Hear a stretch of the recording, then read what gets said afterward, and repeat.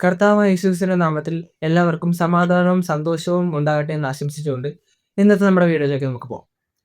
ഇന്നത്തെ വീഡിയോയിൽ ഞാൻ നിങ്ങളോട് സംസാരിക്കാൻ പോകുന്നത് എന്നോട് ഒരുപാട് പേര് ചോദിച്ചൊരു കാര്യത്തെക്കുറിച്ചാണ്. അപ്പം എന്നോട് ഒരുപാട് പേര് ചോദിച്ചിട്ടുണ്ട്, ശരിക്കും ഈ സ്വർഗവും നരകവും ഒക്കെ ഉള്ളതാണോ? നീ അത് കണ്ടിട്ടുണ്ടോ? ഉണ്ടെന്ന് എന്താ ഉറപ്പ്? ആൾക്കാരെ നന്നായിട്ട് ജീവിക്കാൻ വേണ്ടി പറഞ്ഞുണ്ടാക്കിയിരിക്കുന്ന കാര്യങ്ങൾ അതിങ്ങനത്തെയൊക്കെ ശരിക്കും ഉണ്ടോ? എന്നൊക്കെ എന്നോട് ഒരുപാട് പേര് ചോദിച്ചിട്ടുണ്ട്. അപ്പം ആദ്യമേ കുഞ്ഞായിരുന്ന സമയത്ത് ഞാനും ചിന്തിക്കാറുണ്ടായിരുന്നു. ശരിക്കും സ്വർഗ്ഗവും നരകമൊക്കെ ഉണ്ടോ? നമ്മുടെ മതം കാറ്റഗിസത്തിൽ നമ്മൾ പഠിക്കുന്നത് അങ്ങനെയാണ്. നല്ലത് ചെയ്യുന്നത് സ്വർഗ്ഗത്തിൽ പോകും, ചീത്ത ചെയ്തത് നരകത്തിൽ പോകും എന്നൊക്കെ. ശരിക്കും അതൊക്കെ ഉണ്ടെന്നുള്ള ഒരു പ്രൂഫ് എന്താണെന്നൊക്കെ ഞാൻ ചെറുപ്പത്തിൽ ഒരുപാട് ചിന്തിച്ചിട്ടുണ്ട്. പിന്നെ എനിക്ക് മനസ്സിലായി, ഈ സ്വർഗ്ഗം ഉണ്ടെന്നുള്ളതിന്റെ ഏറ്റവും വലിയൊരു പ്രൂഫാണ് നമ്മുടെ മാതാവിന്റെ ഓരോ സ്ഥലത്ത് പ്രത്യക്ഷപ്പെടല്. അതുപോലെ നമ്മുടെ വിശുദ്ധന്മാര്, പിന്നെ നമ്മുടെ ദിവ്യകാരുണ്യ അത്ഭുതങ്ങള്. അങ്ങനത്തെ ഒരുപാട് കാര്യങ്ങളൊക്കെ ഉണ്ടല്ലോ. ഈ ഭൂമിയിൽ നടക്കുന്നുണ്ടല്ലോ. അതൊക്കെ ഈ സ്വർഗ്ഗം ഉണ്ടെന്നുള്ള ഏറ്റവും വലിയൊരു തെളിവാണ്. അപ്പം നമ്മുടെ ബൈബിളില് സ്വർഗ്ഗത്തിനെക്കുറിച്ച് ഈശോ പറയുന്ന ഒരു വാക്യമുണ്ട്. അതായത് നമ്മുടെ യോഹന്നാന്റെ സുവിശേഷത്തിലാണ്. "ഞാൻ പോകുന്നിടത്തേക്ക് നിങ്ങൾക്കിപ്പോൾ വരാൻ കഴിയില്ല. ഞാൻ നിങ്ങൾക്ക് അവിടെ പോയിട്ട് അവിടെ ചെന്ന് സ്ഥലം ഒരുക്കിയിട്ട് ഞാൻ വീണ്ടും വന്ന് നിങ്ങളെ അങ്ങോട്ട് കൂട്ടിക്കൊണ്ട് പോകുമെന്ന്" ഈശോ പറയുന്ന ഒരു വചനമുണ്ട്. അതിവിടെ യോഹന്നാന്റെ സുവിശേഷത്തിലാണ് നമുക്ക് കാണാൻ പറ്റുന്നത്. അപ്പം ഈശോ പറഞ്ഞത് സ്വർഗ്ഗത്തിനെ കുറിച്ചാ. ഈശോ സ്വർഗ്ഗത്തിൽ പോയി അവർക്ക് സ്ഥലങ്ങളൊക്കെ ഒരുക്കിയിട്ട് തിരിച്ച് വന്ന് അവരെയും കൂടെ കൂട്ടിക്കൊണ്ട് പോകാനാണ് ശിഷ്യന്മാരോട് ഈശോ പറഞ്ഞത്. പിന്നെ അതുപോലെ ഈ എന്തുവാ ഈ മാതാവ് എല്ലായിടത്തും സ്വർഗ്ഗം ഇല്ലാന്ന് നിങ്ങൾ വിശ്വസിക്കുന്നുണ്ടെങ്കിൽ മാതാവ് പ്രത്യക്ഷപ്പെട്ടത്, അത് നമ്മുടെ ലൂർദിലാണെങ്കിലും ഫാത്തിമയിലാണെങ്കിലും എവിടെയാണെങ്കിലും മാതാവ് പ്രത്യക്ഷപ്പെട്ടത്, മാതാവ് എവിടെന്നാ വന്ന് പ്രത്യക്ഷപ്പെടുന്നത്? സ്വർഗ്ഗമില്ലെങ്കിൽ പിന്നെ മാതാവ് എവിടുന്നാ വരുന്നത്? അതുപോലെ നമ്മുടെ വിശുദ്ധന്മാർ, ഈ ഒരാൾ വിശുദ്ധനാവുന്നത് എങ്ങനെയാണെന്ന് നിങ്ങൾക്കറിയാവോ? ഇപ്പം ഞാനൊരു എക്സാമ്പിൾ പറഞ്ഞാൽ നമ്മുടെ അൽഫോൻസാമ്മ മരിച്ചു കഴിഞ്ഞിട്ട് അൽഫോൻസാമ്മയുടെ കല്ലറയിൽ പോയി കുട്ടികളെല്ലാവരും പ്രാർത്ഥിച്ചു കഴിഞ്ഞിട്ട് അവർക്കത് നേടി കിട്ടുന്നുണ്ട്. അതായത് അവർ പ്രാർത്ഥിക്കുന്ന പ്രാർത്ഥനകളൊക്കെ കറക്റ്റായിട്ട് സാധിച്ചു കിട്ടുന്നുണ്ട്. സ്വർഗ്ഗമില്ലെങ്കിൽ അവർക്ക് എങ്ങനെയാ അതൊക്കെ സാധിച്ചു കിട്ടുന്നത്? എങ്ങനെയാ ആ പ്രാർത്ഥനയൊക്കെ നിറവേറ്റി കിട്ടുന്നത്? അതുപോലെ നമ്മുടെ ദിവ്യകാരുണ്യത്തിൽ അത്ഭുതങ്ങളൊക്കെ ഈ സ്വർഗ്ഗമൊന്നും ഇല്ലെങ്കിൽ എങ്ങനെയാ സംഭവിക്കുന്നത്? അതെനിക്ക് നിങ്ങളോട് ചോദിക്കാനുള്ള ഒരു കാര്യമാണ്. നമ്മുടെ ശാസ്ത്രത്തിന് തെളിയിക്കാൻ പറ്റാത്ത ഒരുപാട് അത്ഭുതങ്ങൾ ഈ ദിവ്യകാരുണ്യത്തിൽ നടന്നിട്ടുണ്ട്. അതുപോലെ ഇന്നും ലോകത്ത് നടക്കുന്നുണ്ട്.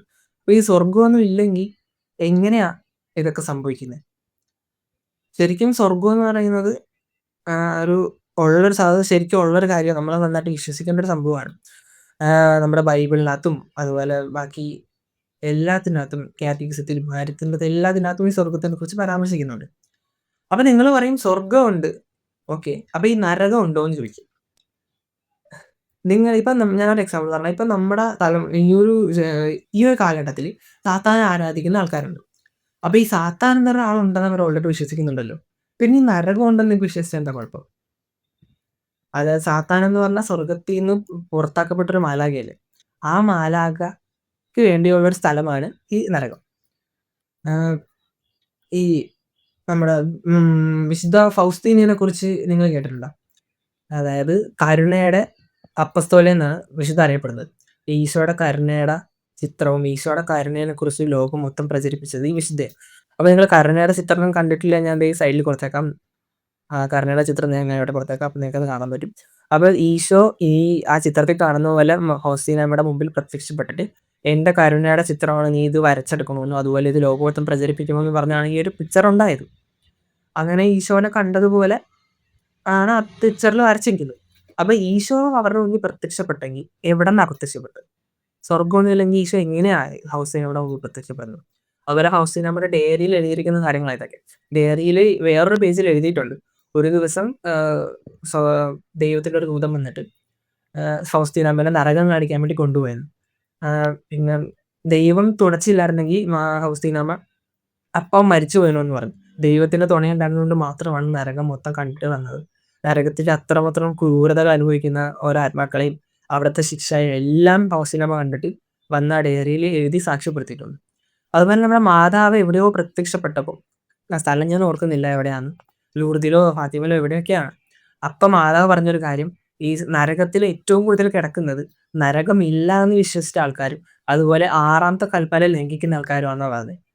നരകത്തിലേക്ക് പോയി കിടക്കുന്നത് ഈ നരകമൊന്നും ഇല്ലാന്ന് വിശ്വസിച്ച ആൾക്കാർ ആറാമത്തെ കൽപ്പന എന്തുവാ? വ്യഭിചാരം ചെയ്യരുത്. ആ കൽപ്പന ലംഘിക്കുന്ന ആൾക്കാരാണ് ഏറ്റവും കൂടുതൽ നരകത്തിൽ കിടക്കുന്നത് എന്നാണ് മാതാവ് പറഞ്ഞത്. അതുപോലെ ഈ സ്വർഗവും നരകവും മാത്രമല്ല അതിന്റെ ഇടക്ക് ശുദ്ധീകരണ സ്ഥലം എന്ന് പറഞ്ഞ സ്ഥലവും കൂടിയുണ്ട്. അപ്പോഴാണ് നിങ്ങൾ ചോദിക്കും അതൊക്കെ ഉണ്ടോ? സ്വർഗവും നരകവും ഒക്കെ ഈ ശുദ്ധീകരണ സ്ഥലം എന്തുവാന്ന് ചോദിച്ചു. അപ്പൊ ഈ ശുദ്ധീകരണ സ്ഥലം ഉണ്ടെന്ന് ഉള്ളതിന് തെളിവുകളാണ് വിശുദ്ധ പാദ്രി പിയോ അതുപോലെ ഒരുപാട് വിശുദ്ധന്മാർക്ക് ശുദ്ധീകരണ സ്ഥലത്ത് ആത്മാക്കള് പ്രത്യക്ഷപ്പെട്ടിട്ട് ഞങ്ങൾക്ക് വേണ്ടി പ്രാർത്ഥിക്കണമെന്ന് പറഞ്ഞ് സഹായം അഭ്യർത്ഥിച്ചിട്ടുണ്ട്. അപ്പം ഈ വിശുദ്ധന്മാർ അവർക്ക് വേണ്ടി പ്രാർത്ഥിക്കുകയും അവര് ശുദ്ധീകരണ സ്ഥലത്ത് സ്വർഗ്ഗത്തിലേക്ക് കയറി പോവുകയും സ്വർഗ്ഗത്തിൽ നിന്ന് വീണ്ടും പ്രത്യക്ഷപ്പെട്ടിട്ട് അവരോട് നന്ദി പറയുന്ന ഒരുപാട് കഥകളല്ല, ശരിക്കും നടന്ന സംഭവം നമ്മുടെ പാതിരി പിയോയുടെ ലൈഫ് സ്റ്റോറിയിലും അതുപോലെ ബുക്കിലൊക്കെ നമുക്ക് വായിക്കാൻ പറ്റും. അപ്പൊ ഈ ശുദ്ധീകരണ സ്ഥലവും സ്വർഗ്ഗവും നരകവും ഒക്കെ ഒറിജിനലായിട്ടുള്ള കാര്യമാണ്. നിങ്ങൾ ഉറപ്പായിട്ടും വിശ്വസിക്കേണ്ടതാ. ഏഹ് ഞാൻ പലരും പറയുന്നതിനോട് കേട്ടിട്ടുണ്ട്. എടാ സ്വർഗ്ഗവും നരകമൊന്നും ഇല്ല. മനുഷ്യന്മാര് ഭൂമിയിൽ നല്ലോണം ജീവിക്കാൻ വേണ്ടി പഴയ ആൾക്കാര് പറഞ്ഞുണ്ടാക്കുന്നതാണ് ഈ സ്വർഗ്ഗവും നരകവും എന്ന്. നല്ല കാര്യങ്ങൾ ചെയ്താൽ സ്വർഗ്ഗത്തിൽ പോകും. ചീത്ത കാര്യങ്ങൾ ചെയ്താൽ നരകത്തിൽ പോകുന്നു. ചിലര് പറയുന്ന ഈ സ്വർഗ്ഗവും നരകവും ഒക്കെ ഈ ഭൂമിയിൽ തന്നെയാ. നമ്മൾ ഈ ഭൂമിയിൽ നല്ലപോലെ ജീവിച്ച് നമുക്ക് വേണ്ട പോലെ കാര്യങ്ങളൊക്കെ ചെയ്തു. എല്ലാം മരിച്ചു പോയി കഴിയുമ്പോൾ എല്ലാം തീർന്ന് ഈ സ്വർഗ്ഗവും നരകവും ഒക്കെ ഭൂമിയിൽ തന്നെയാണെന്ന് വിശ്വസിക്കുന്ന ആൾക്കാരും ഉണ്ട്. അപ്പൊ ഈ സ്വർഗ്ഗവും നരകവും ഉണ്ടെന്ന് നിങ്ങൾ വിശ്വസിക്കണം. അതുപോലെ നമ്മളിപ്പോ ജീവിക്കുന്നത് ഒരു അന്ത്യ കാലഘട്ടത്തിലാന്ന് പറഞ്ഞാൽ നിങ്ങൾക്ക് വിശ്വസിക്കാൻ പറ്റും. ഈശോയുടെ 2ാം വരവ് അടുത്തിരിക്കുവാ. അതിനൊരുപാട് സൂചനകളും അടയാളങ്ങളും ഒക്കെ നമ്മുടെ ഈ ലോകത്ത് ഇപ്പൊ നടക്കുന്നുണ്ട്. അപ്പം ഈശോ 2ാമത് വന്നു കഴിഞ്ഞാൽ ഈശോയുടെ 2ാമത്തെ വരവിനടുത്താണ് നമ്മളിപ്പോ ജീവിക്കുന്നത്. അപ്പൊ അതുകൊണ്ട് നമ്മള് മാനസാന്തരപ്പെട്ട് നല്ലവരായിട്ട് നല്ല രീതിയിൽ ജീവിക്കണമെന്ന് ഞാൻ നിങ്ങളോട് അഭ്യർത്ഥിക്കുകയാണ്. അതുപോലെ തിന്മയൊക്കെ വെടിഞ്ഞ് നന്മയിൽ ജീവിച്ച് നല്ലൊരാളായിട്ട് മാറിക്കഴിഞ്ഞാൽ നമുക്ക് ഞാനിപ്പോ ഡാനിയേൽ അച്ചൻ പറഞ്ഞ ഒരു കാര്യം, ഡാനിയേൽ അച്ചൻ ഒരു ധ്യാനത്തിൽ പറഞ്ഞൊരു കാര്യം ഞാൻ നിങ്ങൾക്ക് പറഞ്ഞുതരാം. ഈ 80, 82, 85 വയസ്സ് വരെ വർഷം ആയുസ്സുള്ള ഈ ഒരു ജീവിതത്തിൽ ഇച്ചിരി സങ്കടപ്പെട്ടാൽ എന്താ കുഴപ്പം? ഇച്ചിരി തെറ്റിദ്ധരിക്കപ്പെട്ടാൽ എന്താ കുഴപ്പം? ഇച്ചിരി വേദന അനുഭവിച്ചാൽ എന്താ കുഴപ്പം? അത് കഴിഞ്ഞിട്ടുള്ള ഒരു ജീവിതത്തിൽ മഹത്വം കിട്ടിയാ പോരെ?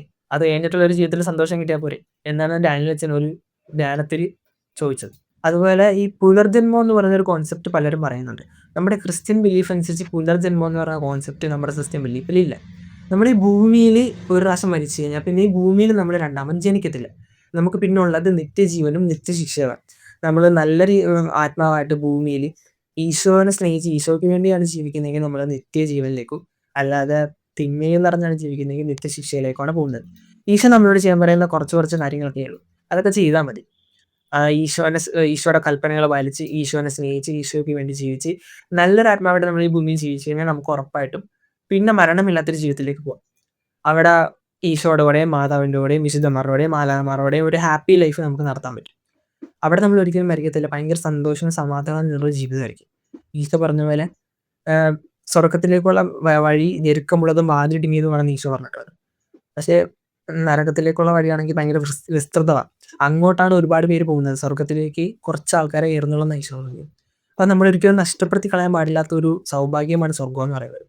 സ്വർഗ്ഗവും നരകവും ഉണ്ടോ എന്ന് ഞാൻ കണ്ടിട്ടുണ്ടോന്ന് വെച്ചാൽ ഞാൻ കണ്ടിട്ടില്ല. പക്ഷേ എനിക്ക് വിശ്വാസമുണ്ട്. ബിക്കോസ് നമ്മുടെ ഈ ഇവിടെ നടക്കുന്ന കാര്യങ്ങളും ഓരോരോ അത്ഭുതങ്ങളിലേക്ക് നമ്മളൊന്ന് അതിൻ്റെയൊക്കെ പുറകിലൊന്ന് ഇരുത്തി ആലോചിച്ച് കഴിഞ്ഞാൽ നമുക്ക് മനസ്സിലാവും ഇതൊക്കെ ശരിക്കും ഉള്ള കാര്യമാണ്. ആരും പറഞ്ഞുണ്ടാക്കിയതൊന്നും അല്ലെന്ന്. ഈശോ സ്വർഗ്ഗത്തിൽ നിന്ന് ഇറങ്ങി മനുഷ്യനായിട്ട് ഭൂമിയിൽ ജനിച്ചു, മരിച്ചു, ഉയർത്തെഴുന്നേറ്റ് സ്വർഗ്ഗത്തിലേക്ക് പോയി. അങ്ങനെ നമ്മൾ വിശ്വസിക്കുന്നില്ല. അതുപോലെ നമ്മൾ മരിച്ചു കഴിഞ്ഞാലും നമ്മൾ അന്തിമ വിധിക്ക് നിക്കും. നമ്മൾ മരിച്ച് നമ്മുടെ ആത്മാവ് അന്തിമ വിധിക്ക് നിന്നിട്ട് ഈശോ വിധിക്കും നീ സ്വർഗ്ഗത്തിലാണോ നരകത്തിലാണോ പോണേന്ന്. നമ്മൾ ഈ ഭൂമിയിൽ ചെയ്ത നല്ല കാര്യങ്ങൾക്കും ഈ ഭൂമിയിൽ ചെയ്ത ഭൂമിയിൽ ജീവിച്ചതിന്റെ പ്രതിഫലമാണ് നമുക്ക് മരിച്ചു കഴിയുമ്പോൾ കിട്ടുന്നത്. നമ്മൾ നല്ലൊരു ആത്മാവായിട്ട് ജീവിച്ചു കഴിഞ്ഞാൽ നമ്മൾ ഉറപ്പായിട്ടും സ്വർഗ്ഗത്തിലും, അല്ലാതെ ജീവിച്ചു കഴിഞ്ഞാൽ നരകത്തിലും പോകും. അപ്പൊ നരകം കണ്ടൊരു വിശുദ്ധയുടെ ഡയറിയിൽ സാക്ഷ്യപ്പെടുത്തിയിട്ടുണ്ട് നരകത്തിനെ കുറിച്ച്. സ്വർഗ്ഗത്തിനെ കുറിച്ചാണെങ്കിൽ ഈ വിശുദ്ധന്മാർ, സ്വർഗ്ഗമില്ലെങ്കിൽ വിശുദ്ധന്മാർ ഉണ്ടാവത്തില്ല. മാതാവ് ഒരിക്കലും പല പല സ്ഥലത്ത് പ്രത്യക്ഷപ്പെടത്തില്ല. അതുപോലെ ഈശോയും അതുപോലെ ഈ അത്ഭുതങ്ങളും ഒന്നും സംഭവിക്കത്തില്ല സ്വർഗ്ഗമില്ലെങ്കിൽ. അപ്പൊ ഈ സ്വർഗ്ഗവും നരകവും ഉള്ളതാണ്. നിങ്ങളത് വിശ്വസിക്കണം. അതുകൊണ്ട് നിങ്ങൾ സ്വർഗ്ഗത്തിൽ പോകാൻ വേണ്ടി നല്ല രീതിയിൽ ജീവിക്കാൻ വേണ്ടി ശ്രമിക്കണം. നമ്മൾ ഈ ഭൂമിയിൽ ജീവിക്കേണ്ടത് ബാക്കിയുള്ളവരുടെ സങ്കടത്തിനോ ദുഃഖത്തിനോ അതുപോലെ ബാക്കിയുള്ളവരുടെ വെറുപ്പിനോ അസൂയക്കോ ഒന്നും കാരണമാകാനല്ല. നല്ലൊരു മനുഷ്യനായിട്ട് ബാക്കിയുള്ളവരുടെ സന്തോഷത്തിന് വേണ്ടി, ബാക്കിയുള്ളവരുടെ നന്മയ്ക്ക് വേണ്ടി, ബാക്കിയുള്ളവർക്ക് വേണ്ടി പ്രാർത്ഥിച്ച് നല്ലൊരു ആത്മാവായിട്ട് നമ്മൾ ഈ ഭൂമിയിൽ ജീവിക്കാൻ വേണ്ടി ശ്രമിക്കണം. അപ്പൊ ഞാൻ ഈ കാര്യങ്ങൾ മീൻസ് എന്നോട് ചോദിച്ചവർക്ക് ഒരു ഉത്തരവായിട്ടാണ് ഞാൻ പറയാൻ വേണ്ടി ശ്രമിച്ചത്. ഞാൻ ഈ പറഞ്ഞ കാര്യത്തിനെയൊക്കെ കുറിച്ച് നൈസായിട്ട് ഒന്നിരുന്ന് ആലോചിച്ച് നോക്കിയാൽ മനസ്സിലാവും നിങ്ങൾക്ക് എന്താണ് സത്യം, എന്താണ് കള്ളം എന്നുള്ളത്. അപ്പൊ ഈ സ്വർഗ്ഗവും നരകവും ഉണ്ട്, സത്യമാണ്, യാഥാർത്ഥ്യമാണ്. നിങ്ങളത് വിശ്വസിക്കണം. അപ്പം എൻ്റെ ഈ ചെറിയൊരു വീഡിയോയേ ഉള്ളൂ. ഇത് ഞാൻ ഇത്രയും കാര്യങ്ങൾ നിങ്ങളോട് പറയണമെന്ന് വിചാരിച്ചതാണ്. ഞാൻ നിങ്ങളോട് ഇതൊക്കെ പറഞ്ഞു കഴിഞ്ഞ്. അപ്പോൾ നല്ലൊരു മനുഷ്യനായിട്ട് ജീവിക്കാൻ നിങ്ങളാണ് തീരുമാനമെടുക്കേണ്ടത്. ദൈവം നിങ്ങൾക്ക് സ്വാതന്ത്ര്യം തന്നിട്ടുണ്ട്. നല്ലത് തിരഞ്ഞെടുക്കണോ ചീത്ത തിരഞ്ഞെടുക്കണോ തീരുമാനിക്കേണ്ടത് നിങ്ങളാ. നിങ്ങളുടെ തീരുമാനമാണ് നിങ്ങളെ നല്ലതാക്കിയും ചീത്തതാക്കിയും മാറ്റുന്നത്. അല്ലാതെ മറ്റാരും കാരണമല്ല. അപ്പൊ അതിന്റെ ഒരു എക്സാമ്പിൾ ഞാൻ പറയാം. ഇപ്പൊ നിന്റെ കൂട്ടുകാരൻ നിന്നെ എന്തെങ്കിലും മദ്യപിക്കാനോ, സിഗരറ്റ് വലിക്കാനോ എന്തെങ്കിലും കാര്യത്തിന് വിളിച്ച്. നീ വേണ്ടാന്ന് ഉറപ്പിച്ച് പറഞ്ഞാൽ പിന്നെ അവൻ നിന്നെ വിളിക്കത്തില്ല. നീ അവന്റെ കൂടെ പോകുന്നത് കൊണ്ടാണ് നീ നശിച്ചു പോകുന്നത്. അത് നിന്റെ തീരുമാനമാണ് അവിടെ. ബാക്കിയുള്ളവരാരുമല്ല. നീയാണ് അവിടെ തീരുമാനിക്കുന്നത്. അപ്പൊ നിങ്ങൾക്ക് തീരുമാനിക്കാം. സ്വർഗ്ഗത്തിൽ പോയിട്ട് ഈശോയോടുകൂടെ നല്ലൊരു ജീവിതം വേണോ, നരകത്തിൽ ഏഹ് കിടന്ന് അനുഭവിക്കണോന്ന്. അപ്പൊ ഇത്രയേ ഉള്ളൂ എൻ്റെ ഇന്നത്തെ വീഡിയോ. അപ്പൊ നിങ്ങൾക്ക് ഈ കുറച്ച് കാര്യങ്ങളും മനസ്സിലായി കാണുമെന്ന് വിശ്വസിക്കുന്നു. ഞാൻ പറഞ്ഞത് നിങ്ങൾക്ക് മനസ്സിലായി കാണുമെന്ന് ഞാൻ വിശ്വസിക്കുകയാണ്. നിങ്ങൾ നല്ലതുപോലെ ജീവിക്കാൻ വേണ്ടി ശ്രമിക്കുക. അപ്പൊ ദൈവം നിങ്ങളെ അനുഗ്രഹിക്കട്ടെ. ആമേൻ. Ave Maria.